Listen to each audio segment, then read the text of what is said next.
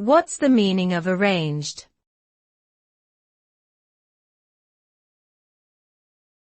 Ah.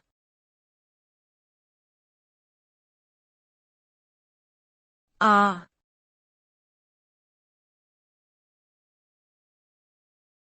AR.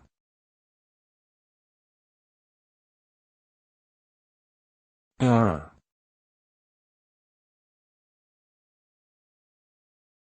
ARR is an abbreviation used to indicate that the musical arrangement of a piece was done by someone other than the composer. It is commonly used in music notation and program notes to give credit to the arranger for their artistic contribution to the piece.